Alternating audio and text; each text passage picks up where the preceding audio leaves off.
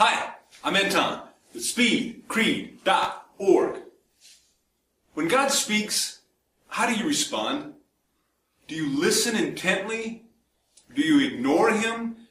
Maybe you even argue. God communicates with us in a variety of ways.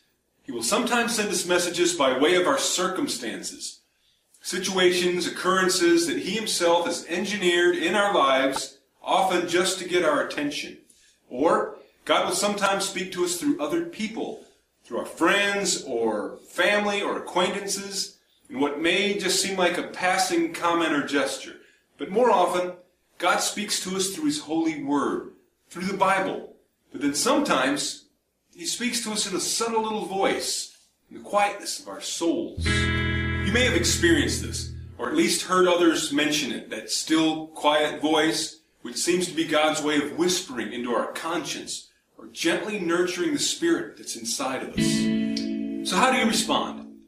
If what God is saying to you seems contrary to what you think circumstances should be, do you find yourself arguing with Him?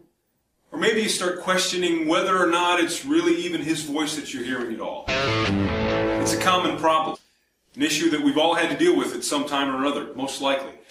But here's a clue. When in doubt, just quit. Whatever the issue, just drop it.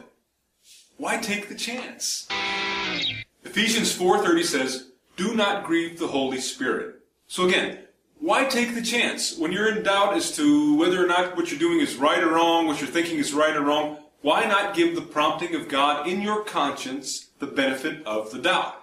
And just stop. After all, it's better to do without that thing that you seem to think you might have a need for than to put at risk your growth as a child of God.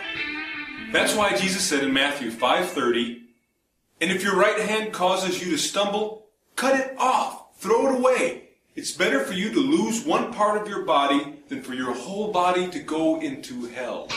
Now that's a pretty extreme example, but the meaning is pretty clear. Don't let anything put your expanding relationship with God in any kind of jeopardy, because it's just not worth it. So listen to God when He's speaking to you, and try not to debate with Him. Don't let yourself stubbornly ask, "Lord, why can't I do this thing?" Because if you do, you're simply on the wrong track. Better to trust God and obey Him so as to be made new in the attitude of your mind. That's Ephesians 4:23. And Romans 12:2 tells us, "Do not conform to the pattern of this world, but be transformed by the renewing of your mind. Then you will be able to test and approve what God's will is, His good, pleasing, and perfect will." So when in doubt, when you find yourself uncertain concerning what might be a revelation of sin or even temptation which leads to sin, give benefit to the voice you hear, to the voice of truth, and just quit. Let it go. Move on, because it's probably not worth the risk. Just drop it. I'm Anton for speedcreed.org.